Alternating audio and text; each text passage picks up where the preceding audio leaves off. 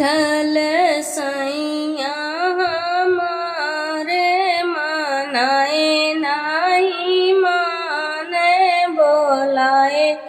नाही बोलाए हो बहिनी भोरे गए परदेसवा उलटी नाही चितवई उलट नाही चितवाई हो बहिनी भोरे गायने परदेसवा उलटी नाही चितमई उलटी नाही चितमाई हो। अरे अरे काला भवरवा कालीने तोहरी जतिया का लिए तोहरी जतिया भरा जाता सजना वाके देश संदेश कही अवता संदेश कही अवता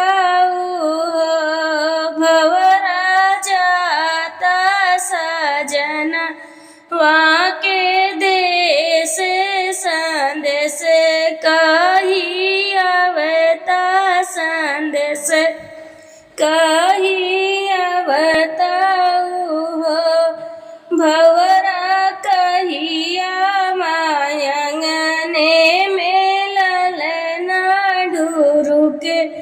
भुइया गिर गए ढूरू के भुइया गिर गए हो भवरा कहिया वा सजना लावटिया में घर के चलाया में घर के चलाया में हो भवरानी दिया के लगल मोरे अगिया ललने ना उठायो ललने चुप कराए भवरानी दिया के लगे मोरे आगिया लालने ना उठाए लालन के चुप कराए हो। अरे अरे काला भवरवा तू लटी जा बाब दिहा उलटे जा बाब दिहा रनिया समझाए दिया हो भवरा जाया तू रनिया समझाई दिया हो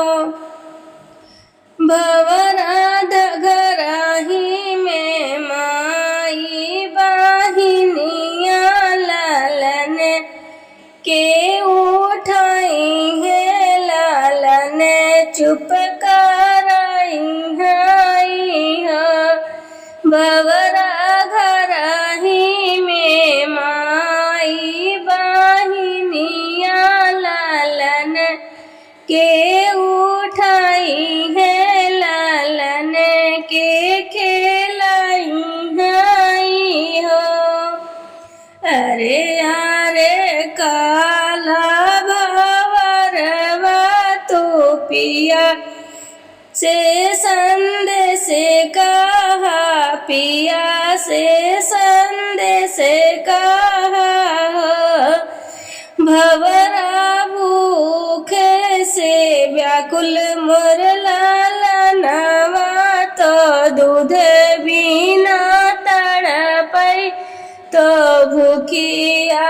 से तड़पाई हो भवरा भूखे से रोई मोर लालनवा तो भूखिया से व्याकुल हो।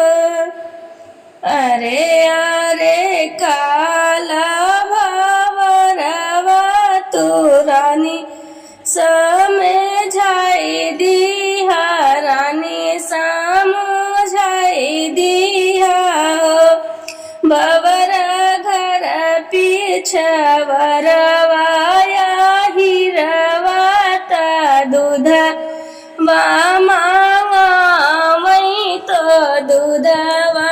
मांगावाई हो भवर घर पिछवरवाया हिरवाता दूध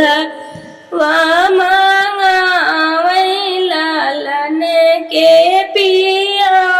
वही लालन के पिया हो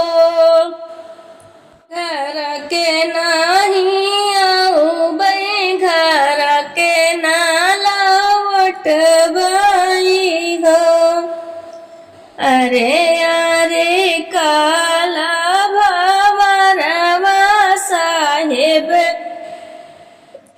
साहेब लगा जाता साहेब से कही देता भवरा बाप बिना तड़पे मोर लाला नवातायो नहीं बिना व्याकुल ओ नहीं बिना व्याकुल भवरा बाप बिना तड़पे मोर लाला नवातायो नहीं बिना व्याकुल ताओ नहीं बिना व्याकुल हो भवरा पिया बिना भवरा पिया बिनु व्याकुल वन कर रनिया घर के चलिया वही घर के चलिया अरे अरे काला भवरवा तुरानी के समझवा तुरानी के समझावा भवरा नहीं हर से बीराना बोला वही लालन के देखा वही लालन के के नहीं आऊ भाई हो भवरा नहीं हर से बीराना बोला वही तो ललना देखा वही घर के ना